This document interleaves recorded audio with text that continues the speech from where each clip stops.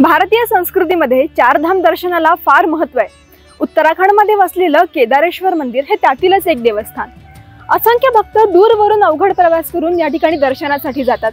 मात्र तुम्हाला माहिती आहे का की आपल्या महाराष्ट्रामध्ये यवतमाळमध्ये सुमारे 1500 वर्षांपूर्वी केदारनाथ मंदिराची प्रतिकृती साकार करण्यात आली आहे। भगवान शिवाला समर्पित हे मंदिर यवतमाळचं ग्रामदैवत आहे। हे केदारेश्वर मंदिर प्राचीन स्वयंभू तीर्थक्षेत्र आहे। हे मंदिर नेमकं कोणी बांधलं, काय आहे या मंदिराची आख्यायिका आणि इतिहास जाणून घेऊयात या व्हिडिओच्या माध्यमातून। यवतमाळ येथे असलेलं हे हेमाडपंथी पुरातन शिव मंदिर सुमारे 1500 वर्षांपूर्वी हेमाद्री पंथ या राजाने बांधलं असल्याचं सांगितलं जातं। आजही त्या काळी घडलेला इतिहास मंदिराच्या रूपात दिमाखदारपणे उभा आहे। प्राचीन शिल्पकलेचा वारसा सांगणारी अशी अनेक मंदिरं यवतमाळ शहरात आहेत। त्यामध्ये आझाद मैदानालगतच्या या केदारेश्वर मंदिराचाही समावेश आहे। त्यामुळे यवतमाळकरांना केदारनाथ दर्शनाचं सुख आपल्या गावातच मिळते।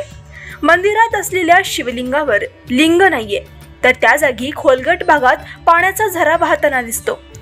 त्यामुळे नाशिकच्या त्र्यंबकेश्वर मंदिरातील शिवलिंगाशी याचं साम्य असल्याचं देखील सांगितलं जातं। त्यामागील नेमकी आख्यायिका कोणी सांगू शकत नसलं तरी शिवलिंगावर नतमस्तक झाल्यावर भक्तांना अनोखं समाधान मिळतं। ज्यावेळेस हेमाद्री राजांच्या प्रधानाने जे मंदिर बांधले त्यातलं यवतमाळमध्ये जे 6 मंदिर आहेत त्यातलं सर्वात प्राचीन मंदिर जे आहे ते केदारेश्वर संस्थान आहे। केदारेश्वर संस्थानमध्ये जे वर्षभर कार्यक्रम चालत राहतात आणि यवतमाळची ही केदारेश्वर संस्थान केदारेश्वर जे आहेत यवतमाळचे ग्रामदेवता आहे आणि त्या ग्रामदेवतेच्या दर्शनाकरता दररोज हजारो भाविक दर्शनाकरता येत असतात। श्रावण महिन्यामध्ये कावड उत्सव जो आहे तो मोठ्या प्रमाणावर साजरा होतो। त्या कावड उत्सवासाठी यवतमाळमधील हजारो भक्त कावड घेऊन येतात। या मंदिराची उभारणी करताना खास तंत्रांचा वापर करण्यात आला असल्याचे दिसतंय। मंदिरात आतील भागात खांबांवर चिरेदार नक्षीकाम करण्यात आलंय। श्रावण मास आणि महाशिवरात्रीला या शिवमंदिरात मोठा उत्सव असतो।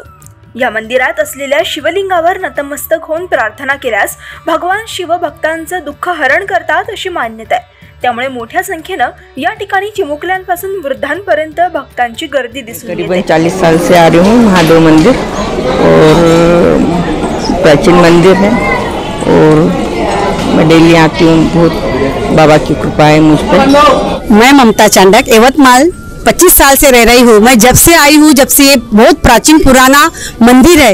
यहाँ की मान्यता है कि यहाँ का जल बहुत पावन और ये मूर्ति के दर्शन करके जो भी मन में इच्छा है वो पूरी होती है। ये बहुत प्राचीन मंदिर है। बहुत सावन सोमवार के 12 ही महीने यहाँ पे बहुत गर्दी रहती है। मंदिर परिसरात विस्तीर्ण जलकुंड आहे, त्यामध्ये भुयार असून या जलकुंडाला मुबलक पाणी देखील आहे। मंदिराच्या परिसरात शीतला माता, नाग मंदिर, कालभैरव, मारुती, शनी मंदिर, अंबिका माता आणि काशीनाथ महाराजांचं मंदिर देखील आहे। डोंगरे महाराजांनी यवतमाळात कथा प्रवचन केलं। यावेळी त्यांना मिळालेली देणगी बँक खात्यात जमा करण्यात आली आणि त्याच्या व्याजावर धान्य घेऊन दररोज भिक्षुकांना या ठिकाणी भोजन आता दिलं जात आहे। अमावस्या आणि पौर्णिमेला विशेष भोजनदान देखील या मंदिरात करण्यात येते। इतकंच नाही तर दररोज 150 व्यक्तींच्या भोजनाची व्यवस्था देखील केली जाते। श्रावण, शिवरात्री, काशीकर महाराज पुण्यतिथी, गुरुपौर्णिमा, हरिहर भेट, संक्रांत, दीपमाला हे उत्सव या ठिकाणी मोठ्या उत्साहात साजरे केले जातात। या स्वयंभू शिवलिंगाच्या शेजारीच जलकुंड असून त्यात मुबलक पाणी सदैव असतं। त्यामुळे या मंदिरातील शिवलिंग आणि नाशिकच्या त्र्यंबकेश्वर येथील शिवलिंगात साम्य असल्याचं सांगितलं जातं। अशा प्रकारे यवतमाळमधील हे प्राचीन शिवमंदिर आजही भक्तांचं ऊर्जास्थान आहे। प्रतिनिधी सचिन झिटेंसह bureau report, news uncut, Yavatmal.